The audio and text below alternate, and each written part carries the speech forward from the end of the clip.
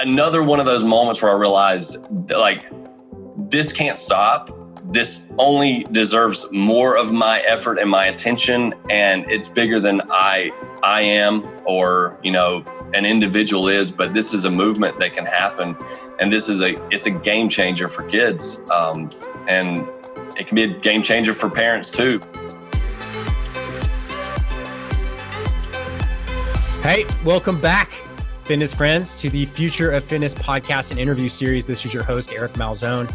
This is episode number 145. I talked to Stephen Vaughn. So Stephen is a friend, he's a colleague, and he is the founder of dreamchasers.org. It is a nonprofit. It is an activity-based character development program for today's youth. So Stephen, get ready for this interview. Maybe grab a tissue. Things got a little dusty here in the studio, listening to some of these stories that he was telling, and you know, his story and his why is so powerful. And you start to understand why he's doing what he's doing, and the impact he's looking to make, and he's already making. But it's going to get much bigger. And my goal with this podcasting, having him on, was to get his story out there. Hopefully get some more people involved, get some more chapters out there, and start making a greater impact, because it just makes a lot of sense. I mean, you know, today's youth, it's just a different world than when I grew up. I'm 42, right? I mean, video games didn't even show up in my life until I was about 11. Good old Nintendo, but it's just different. And technology, social media, all of that. These type of programs are so incredibly necessary, and he makes it easy. Stephen makes it easy to get involved. He makes it easy to start a chapter. That's why we call it, you know, nonprofit in a box, because it's a really turnkey nonprofit, and you can make a huge impact in your local community if that's something that you value. And I think there's a lot of people in our industry, the fitness and health and wellness industry, who do value that. So without further ado, I want to get into it. No sponsorships, no nothing. You know, Today's podcast is sponsored by dreamchasers.org. How about that? Go to dreamchasers.org, find out more, see if you can get involved, and just do it. So without further ado, episode number 145, Stephen Vaughn. Enjoy the show. All right, and we're live. Mr. Stephen Vaughn, welcome. Thank you. Thank you for having me, man. I'm excited. This is really exciting. And you know, obviously you and I talk fairly frequently. You have such a good thing going on. You're so passionate about what you do with Dream Chasers. And I think it's really going to just jump out at people through the microphone today of how passionate you are and what you do. And it's time for, you know, Dream Chasers to take a big stage in fitness and the development thereof. So less than me talking, let's talk about you, man. Give us your story. How'd you get to where? All right. It's been a Dream Chaser story for sure. So in 2005, I was coming out of college, graduating from college, and felt like the world was coming together, finally getting to a place where I could start making money and being independent. Appalachian State in the mountains of North Carolina. Nice. So yeah, everything was good. Excited about, you know, the next chapter in life, and had a little curveball thrown at me. My father, who had always been active in my life and a hero to me, got diagnosed with stage 4 lung cancer right after, like within 2 weeks of me graduating. And just kind of, you know, it's one of those things where you step back and say, what does this mean? How do I handle this? What do I do with this? I'm 22, and I thought life made sense until now, kind of thing. And so, you know, I in the short course of his fight with cancer, that was in December of 2005. He passed away in May of 2006. So 6 months, and fast. And he was gone. And so, you know, obviously I was trying to process as a young man, and I continued my journey in trying to get a job as a teacher. I graduated K-12 physical education degree, and my plan was coaching and mentoring and training and all this stuff. And I over the next few years, I went from teaching in a middle school to a high school, life with getting married and moving, and landed in an elementary school where for the first time I became very, very hyper aware of the potential of molding young kids and youth, and watching, and it was more inspiring seeing the kids. Actually, they had more of an impact on me than I had on them, I feel like, because I just saw how they were so hungry for life and so hopeful for the future. And, life hadn't bogged them down yet. And they had some crazy situations. I was teaching in a high poverty school, and just ridiculous circumstances that these kids were going through, but they showed up every day at school, and they had a smile on their face, and they had this glimmer in their eyes of I can be something, I can do something in life. So this set me on fire, because for the first time I realized that I could take pain and passion and they could collide to make an impact, and I could start doing that and using that as a way to alleviate the pain I had inside still of losing my father, and then be able to turn that around and potentially, help change lives and help impact lives. So, as I was teaching, I recognized, one, that through fun games and challenges and activities, you can start building confidence regardless of a skill or ability level, and they can become more confident and build that. And as they build confidence, they become just more aware of the passion that they can reach out to and grab a hold of and chase something and reach for something, because that confidence is everything, especially for a young kid. Even with us as adults, we're more apt to jump out at something or reach for something when we have that confidence built. So, pairing that activity-based programming style with the opportunity to talk about and give them the tools about being a dream chaser. And I'll get into a little bit more of that in a little bit, but I just recognized while I was teaching that they're hungry, and I have an awesome platform here in physical education to build their confidence and drive them towards something. So before I stopped teaching, I one of the things that allowed me the freedom to jump was I created a dream wall in my classroom. Hundreds and hundreds of kids writing on sheets of paper, saying what they want to be when they grow up. And I'm not to judge what that is. I just encourage them to be free in thinking and not let obstacles blur their perspective of their opportunity, kind of thing. So, hundreds and hundreds of these things made a huge collage across my classroom in the gym. And, I remember standing up in front of a first grade class right near the end of my teaching career, and I got choked up in front of them. And I was like, guys, you don't know what you just did for me, because I just watched you for the last 5 minutes write down what you want to become, and you didn't hesitate because you're not seeing the obstacles yet. And I love that. And I want to encourage you to not let the obstacles blind you from what you can become. And you just shown me that I need to do that myself. And in order to empower you to be dream chasers, I need to be a dream chaser. I called my wife on the ride home, said, I don't know what to do, but I think I have to resign because this thing that I'm growing, this thing that's burning in my soul to do, I got to be the lead example in this. And I know it's going to work. I just know it's going to work because I'm going to put everything I have into it. So that was in 2013. So leading up to that, I don't want everybody to think that, hey, I just had this idea in my head and I jumped out and sacrificed a lot of things for my family. Actually, I started putting pen to paper in 2009. And this program, it was at that point and that time called Excel to Fitness. It was already growing locally in the Charlotte, North Carolina region. And we had a lot of interest in other states and I didn't know at that time how to scale this bad boy. So I was sitting there saying, yeah, we could do it. We can do it in Arkansas. We can do it, all over the place, like wherever you're calling me from and you're Google searching us, we can figure out how to do this thing. So it created this long pathway of trying to figure out how to scale this thing and create the model.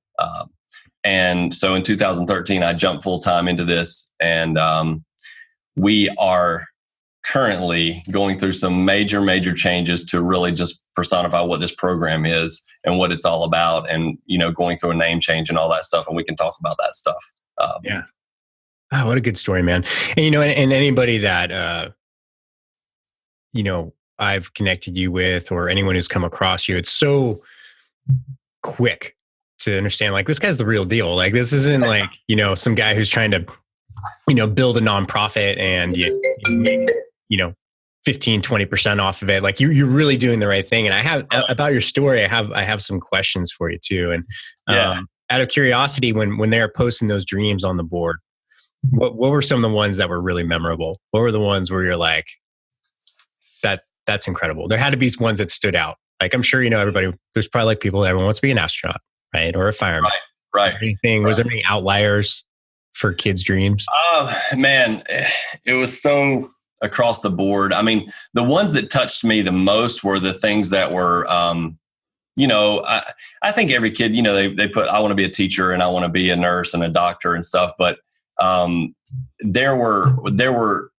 they explained why they wanted to be a teacher or a nurse or whatever. And they explained that through the lens of seeing what their surroundings were like. So they knew that they were being impacted by a teacher, and they're like, I want to do that for other people.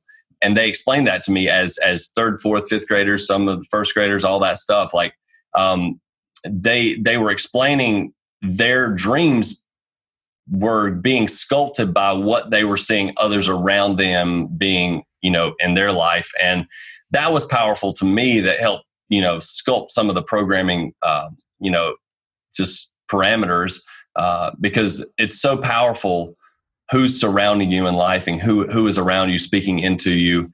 And I saw that through them writing their dreams down based on the people that were heroes to them around them. Oh, how interesting. Yeah. It's pretty cool. And, well, first of all, tell everyone how you define dream chasers, because it's the wording you use is very specific of what it actually is. Absolutely. I mean, I know I skipped over what the actual program we'll get to it is, sure. But yeah. So a dream chaser, we use three powerful words: passion, team, and grit, to define a dream chaser. We define passion as, we want kids to learn what it's like to reach for their passion, to recognize what their passion is, but to reach for their passion. So it's that daily intention. We also want them to understand the value of team. So building the right team around you in life, so that you can overcome your obstacles. And then grit, learning what grit is in your life is something that never goes away. It's just that getting back up when you get knocked down and keep fighting for who you can become and the greatness that you have inside of you. So these three things, what I love about this is passion, team, and grit. They you can start learning this as a elementary age kid, but it doesn't go away, and it can be applied to everything in life and every age in life. So it's powerful on how we can use that. And we have a motto that kind of backs all this up and compares the two challenges in life and the potential you have in life. And it goes like this: it's not easy to chase a dream.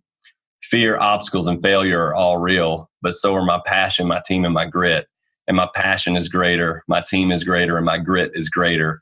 I'm a dream chaser. I chase greatness. And the entire reason for that is because we want kids to recognize that it's okay to be scared sometimes. You're going to have fear. You're going to have obstacles, and you're going to fail.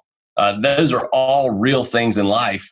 But know that your passion is greater than that. It can overcome your fear, and your team can help you overcome obstacles, and your grit can help you overcome failure. It's greater than that. And to grab a hold of that and learn how to use a daily intentional mindset around getting closer to who you can become and being a dream chaser. Yeah. Yeah. I had the pleasure of growing up of playing organized sports. I played a lot of them. And, I didn't, obviously it was never pointed out that passion, team, and grit were things that I was learning, but I was, right? And I think that has taken me a long way as far as, how I go about my business, how I go about my life. I've always looked at having, a solid team around me, people I can go to for different things. And the grit thing, man. We've had James Fitzgerald and Jeff Martin from Brand X. And when we start getting into youth fitness, you start to see, and you as well, you start to see some really passionate people about what it is. And, I think a concern for today's youth too is the amount of grit. Right. Stick to itiveness, Yeah. Consistency, persistency, all of those words kind of mean the same thing, but Right. it seems to be a concern. And I'm curious to see, from your perspective, working with, so many kids, or at least your organization does, what is the status of today's youth as far as like grit and persistence? Do you have concerns there? Yeah. Yeah. I think, we live in a very kind of fast food world, like made to order. Like it's there for us when we want it. It's ready to go. It's like at a click of a button, or it's there for us. We don't have, Amazon Prime, boom, it's there. That kind of mentality. And I think that kind of correlates with actually how our mindset is around overcoming our obstacles and having grit, because we're getting used to, as a society, of having it when we want it. And dream chasing is not fast. It's not easy. And I definitely see it in our kids today. And they're very, very quick to say, I gave this a try, I'm done. And even if they're very passionate about it, they just get overwhelmed, defeated, knocked down a couple times, and they're like, there's something else for us, and there's something else for me. And I think it's, the society we're living in. And if we could just muster up that grit to say, you know what, like this means something to me. It's worth fighting for. I'm worth fighting for my dreams and reaching for those, and just teaching them to continue getting back up.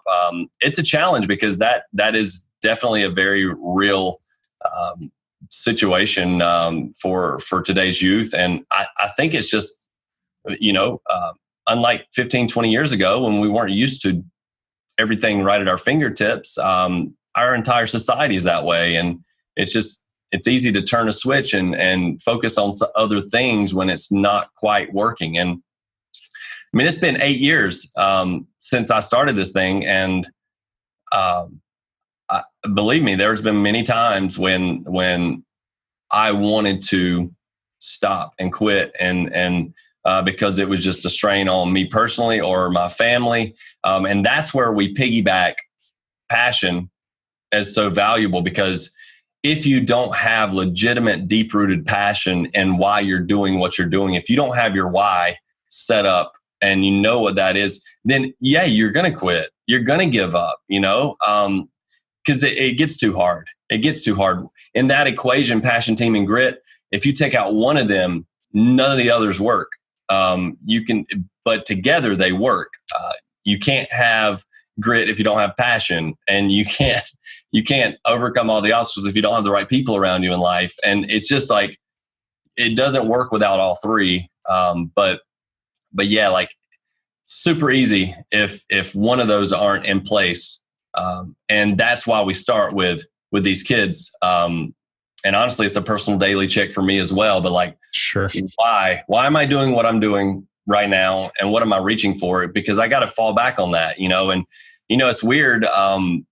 It's as sad as losing my father was for me.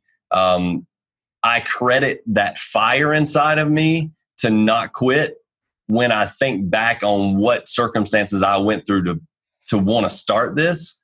I can't quit. Like I can't quit, because it's in there. It's too much of a fire to stop, because I know what it's taken to get here and to fight for it. And I see the outcome and the potential impact. So that's what I want kids to understand, like regardless of their circumstance or their skill and ability level, like grab a hold of your why, grab a hold of that passion and reach for it, and have that grit, have the grit to overcome it. In my 42 years on this planet, there's something that in the last few years, I've kind of come to realize that there's a huge difference between quitting and letting go. And the difference is understanding your why and if it's serving you towards that. People, for an example, I don't know, I can't think of anything off the top of my head, but you understand, like maybe there's certain activities that aren't getting you to your goal, but you feel like you should be doing them all the time, right? You're like, well, I got to quit that. Or you beat yourself up because, I'm quitting. Are you? Right. Or are you letting go, right? Right. So you can pursue the big thing or the things in your life. And I think that's something where a lot of people, especially people listen to this, maybe entrepreneurs and, in the fitness industry, because, it's an entrepreneurial industry, right? Yeah, Basically, you get into the fitness industry, it's almost kind of an entrepreneur 80% of the time. Absolutely. And, that's a big thing because, I talk to a lot of people and I'm super guilty of having we call them multi-potentialites, so many things going, right? So many things in your life and then your relationships with there's so many things in life that we have to do. We feel that we have to do. And meanwhile, if you look at okay, what is my why? What am I passionate about? Where am I going in my life? What's my 10, 20, 30, 40, 50-year vision, right? Of the impact I want to make and the life I want to make for myself. What can I let go of? And when you look at those things too, and this is total segue, but we'll get back to your stuff because I think it's an important point, is that by letting go, and do you ever watch curling on TV? Absolutely, man. Yeah. The person who holds a stone and then all of a sudden they just kind of they're sliding with it and then they just kind of let go, right? And yes. It just slides away. That's why I look at things in my life I'm just going to let that shit go. That's good. That's good.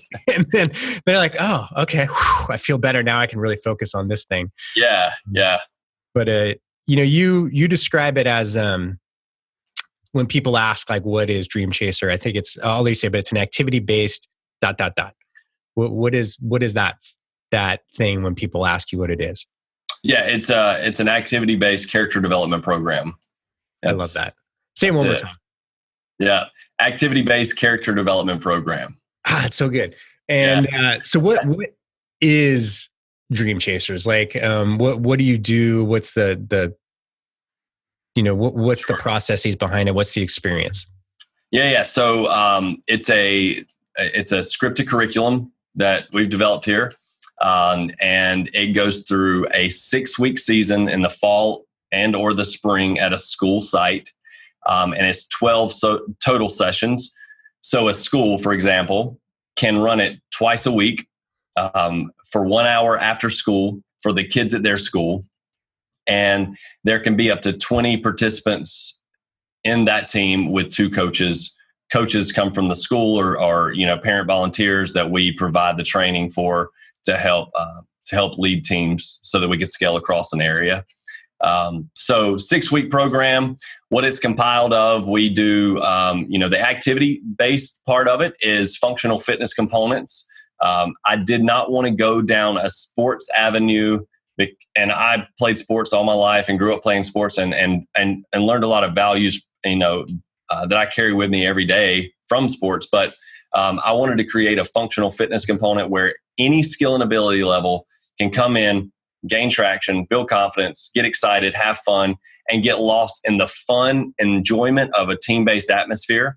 Yeah. Whether they're travel athletes or they're kind of hesitant to do anything at recess, it's beautiful to see them come together as a team. And we work through speed and agility, strength, balance, and cardio elements where we camouflage function with fun. And they do small group challenges where they get time doing ladders or whatever. Just very unique games around function. And then we have a big showdown during the session where they all come together and they play this big game, and it's a collaboration of all the things they've done for the day. But the big thing is we piggyback all that on Dream Chaser discussion topics around passion, team, and grit.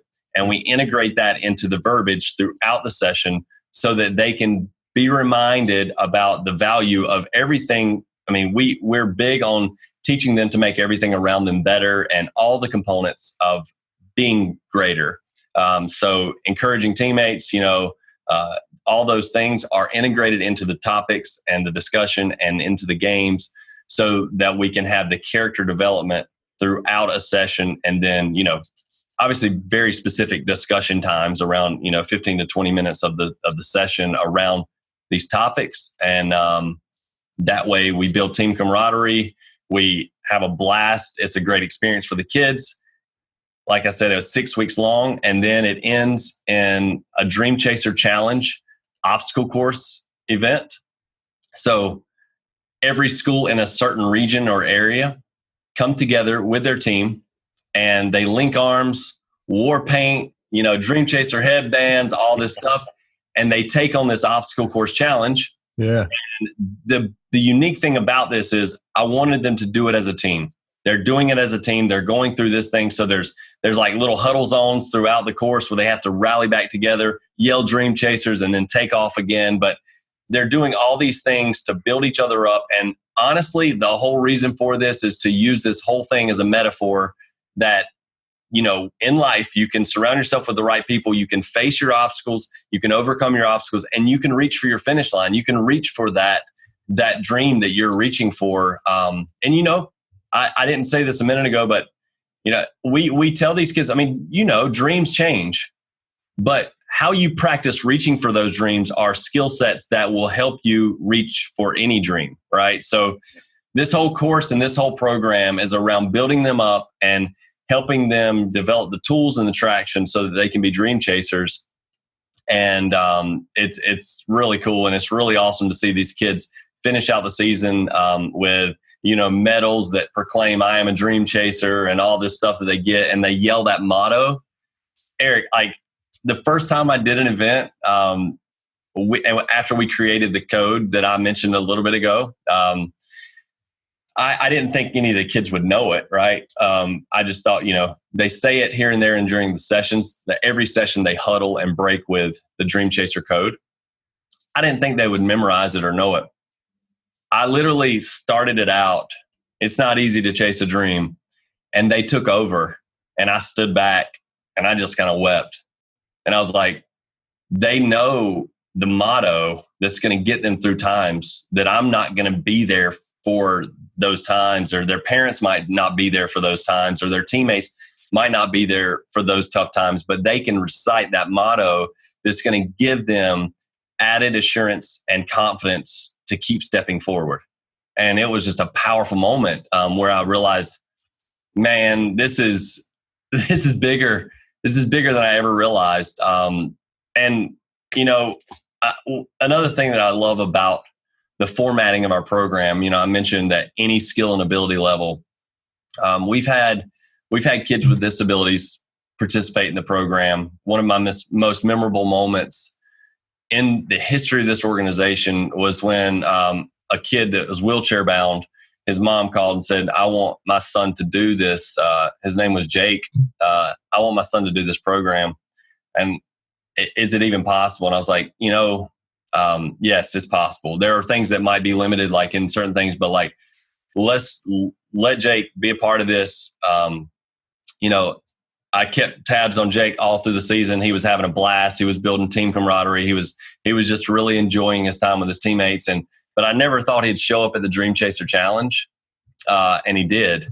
And craziest thing, man.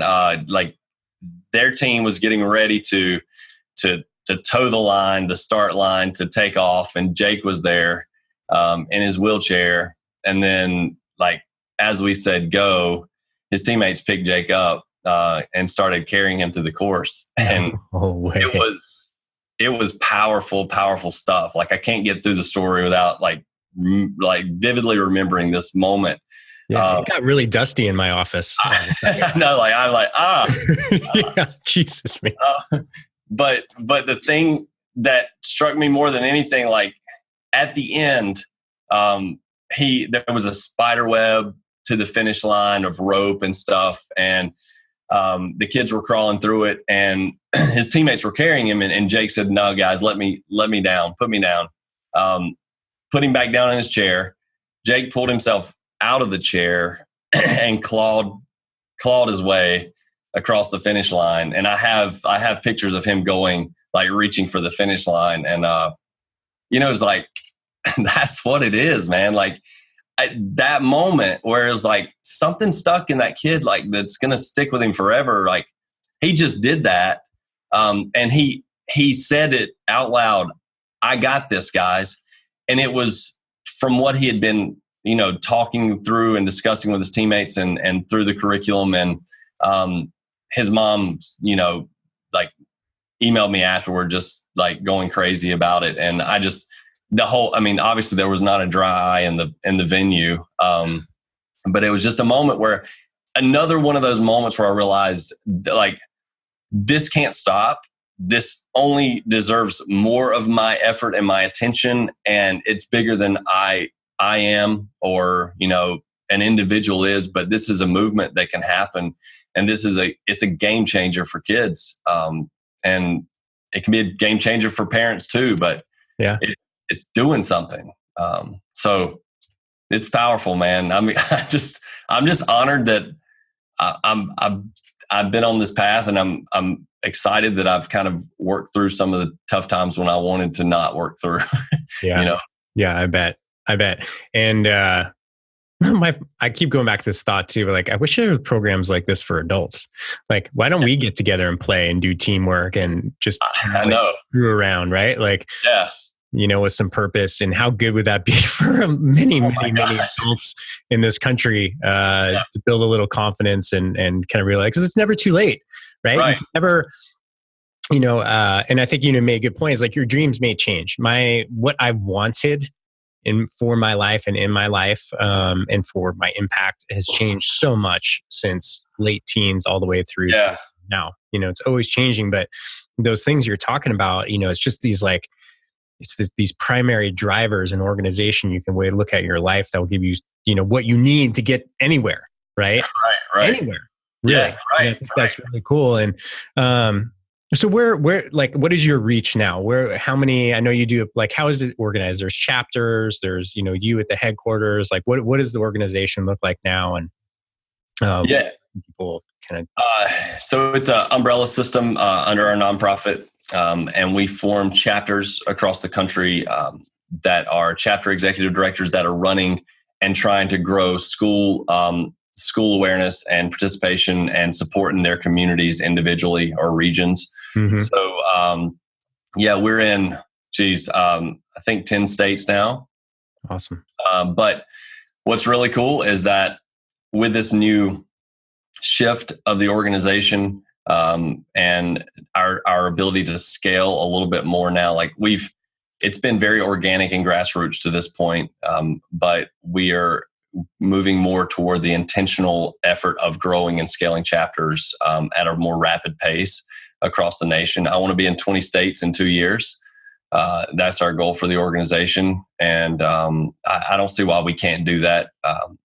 And I just reach more dream chasers, but it's umbrella system. We have chapters formed. We look for people that are hungry to make an impact, people that are connected in their community, that want to invest time into growing a nonprofit in their area. But we're essentially a nonprofit in a box where you are provided resources and guidance and support, and the culture around the chapter. We call them dream team members. So our dream team are our executive directors across the country. We collaborate and we work hand in hand, because everything that we talk about with passion, team, and grit, that is how we operate as an organization. And we believe in team and family and pulling together and working to overcome together. So that's the culture that's driving now amongst our chapters toward growing new chapters. What states are you in currently? I mean, obviously North Carolina, right? Yes. Florida, Illinois, and forgive me if I forget some of these off the bat. Florida, Illinois, Indiana, Pennsylvania, Cincinnati, Ohio. We're in Medford, Oregon. We're launching a chapter in Medford, Oregon. Nice.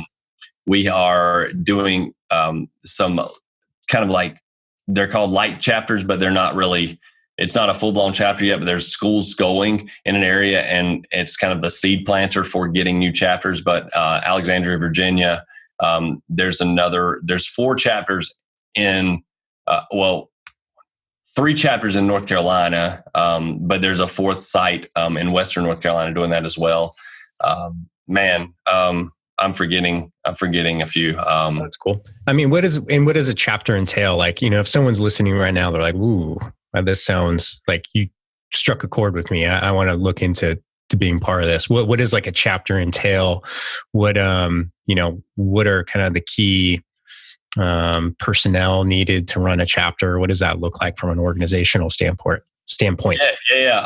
So just from a chapter executive director applicant, it's going to be really around learning the heart of that person, learning the driver of that person, and then looking at the resources that person brings to the table to grow in their area. So like I said, the network capability in a community, your passion around sharing what it is, and your ability to get out in the community and share that and grow that and become a leader to create followers that will invest in, spreading the word with you as a chapter executive director. Chapter executive directors required to form a board of advisors around them that will help support their efforts. And then we also have the personnel here in the offices at headquarters to, like I said, provide resources on everything from, we provide your website, your insurance, your resources as far as like the handouts, the registration protocol, like when you're getting into schools and starting a season. We have your Dream Chaser Challenge schematic with all the obstacles. Like, it really is based around if that person in that community has the ability to create like volunteer pipelines and things that they can get people engaged. If that's the kind of person that can lead that charge, and with everything, time is very, very valuable in growing something. So just kind of being able to recognize the availability of time around the effort that you can put into growing it. But we literally provide every step from day one, like training through everything that we are and who we are. We always start with who we are. We always start with the root system and the heartbeat of what our organization is about, and learning the verbiage and learning everything about it, and then stepping them into just the whole step-by-step process. I wanted to create this organization to where, from a coach's standpoint at a school, they never had to ask, what do I do or how do I do it? And also from a chapter executive standpoint, leading an area and trying to get schools and support, I never want them to say, what am I doing and how do I do it? I want to provide that. So all they need to be thinking about is why they're doing it and the excitement around the passion that they have to spread the word and grow the awareness of it. Nice. Yeah. Awesome, man. How does it get started? Like, if someone wants to do a chapter, is there an investment? Is there, what does that look like from that perspective? Yeah. So to start, one is just application. We go through the application. We feed through that so that we can recognize the person. And then there's a $2,500 chapter startup fee. And that honestly goes toward some of the things that get you established as a chapter. One, it goes toward your ending obstacle course challenge like stuff. So that helps you, get that all the way up front. And that's a piping system that I've created so that we can like actually put this on any surface, anywhere, anytime. Cool. Set it up, tear it down, all that stuff. But it just helps this like get the chapter kick-started with the odds and ends of the stuff, like website setup, everything from business cards to all that stuff. We want to prepare our chapter executive director right out of the gate with the opportunity for quick impact. So it's essentially going to help provide resources for that chapter executive director to launch fast. Awesome. And how do you guys at a chapter level, how do you measure success? What do you think makes chapters successful? Yeah. Give us some idea if because people may be listening and like, well, I'm interested, but would I be good at this? Absolutely. So man, this has been the biggest learning curve ever on our side. It's just like, operational sustainability and just ongoing growth and maintaining your momentum and passion and all that around it. One thing that we're doing to ensure success is one, team collaboration consistently all the time. We are going to be there, whether, you're peer-to-peer with another chapter executive director talking about what works, or you're talking to us on a bi-weekly or monthly call to talk about your goals and set up. Previously, we were too long-term in setting our goals as far as like keeping a chapter executive director like in front of their objectives and goals. So we would do it almost seasonally and recognize that was too far out. So now we have cadence calls set up around monthly goals and objectives that each individual chapter is trying to reach, and their focus that will actually align with their long-term goals and vision. So it's a very consistent reflection and an assessment of what they're reaching for. Does it align with what their overall goals are? And we pair conversations up to that all the time. Like with me, I'm talking to every chapter executive director bi-weekly right now for a 30-minute call. Our VP of operations, Jason, he's on the call once a month with them, realigning and resetting their monthly goals in advance. And then once a month, they're on peer-to-peer calls with other chapter executive directors talking about what's going on and how they're doing certain things and working together to build those relationships. But so we collaborate consistently, and we also communicate consistently because I'm sorry, not communicate. We celebrate consistently. So we collaborate, with each other, and then we celebrate. I think it's a huge thing to just always celebrate the steps and to reflect on the advancements that we're making. And that culture is becoming very rich to where we can celebrate together and actually encourage one another through that. And it's a really cool team bonding experience. But that's also how we actually recognize success with our chapters. And then, so that's kind of it. We're just like, we're pretty much saying we're going to be consistently focused on what we need to be doing, how we need to be doing it, why we need to be doing it. And we're working together with you in doing so. Yeah. Yeah. It's amazing. And I think, it's so aligned with the fitness industry because, I've interviewed so many people. I talk to so many people on a weekly basis. And the cool thing about the fitness and health industry is that, and I believe this from most people, I believe they say it authentically, is they really get into the industry because they want to help people. You get a lot of people who come from like, I was, some corporate job or an attorney, but I left because it just wasn't fulfilling me. And I got into the fitness industry because I really like to help people and I'm passionate about it. So you have an industry that's filled with passionate people, right? Yeah.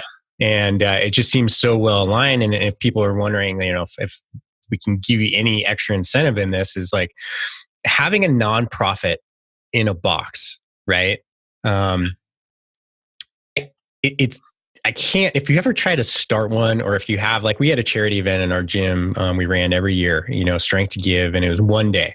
That one day took 6 to 8 weeks of promotion, partnership talks, all these things. So we would partner up with a different charity every year. And, at the end of the day, at the end of this event, we anywhere between $8,000 and $14,000 were given to a local charity, and it was amazing.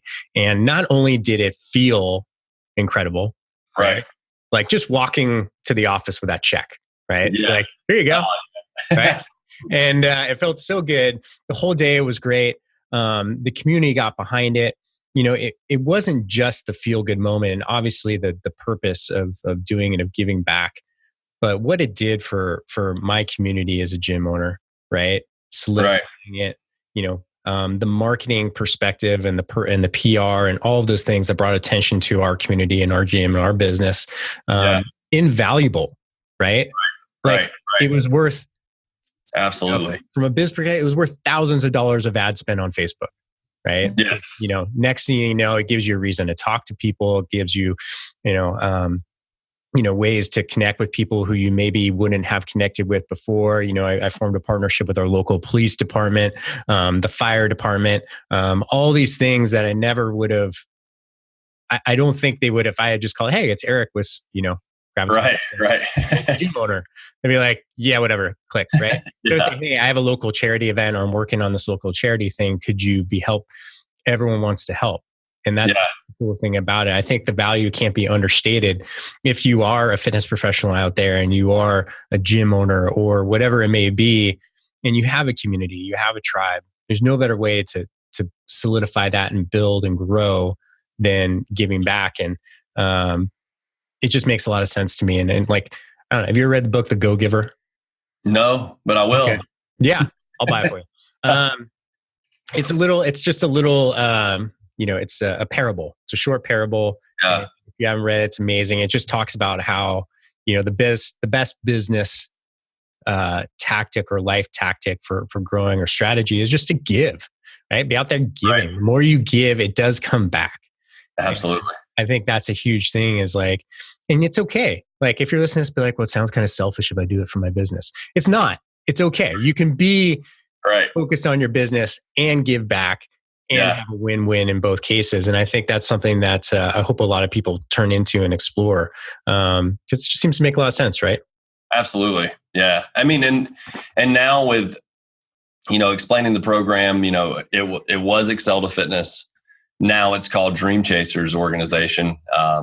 And now with all of that, there's more chance to expand our impact because before it was a boys only program, for the reason of I was a young man dealing with, when I created this of loss of my father, and that was the relatable route to take.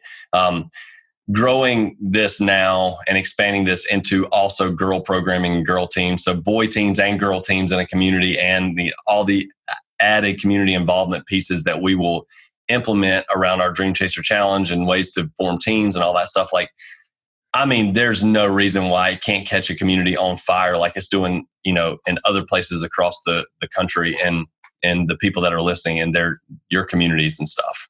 Yeah.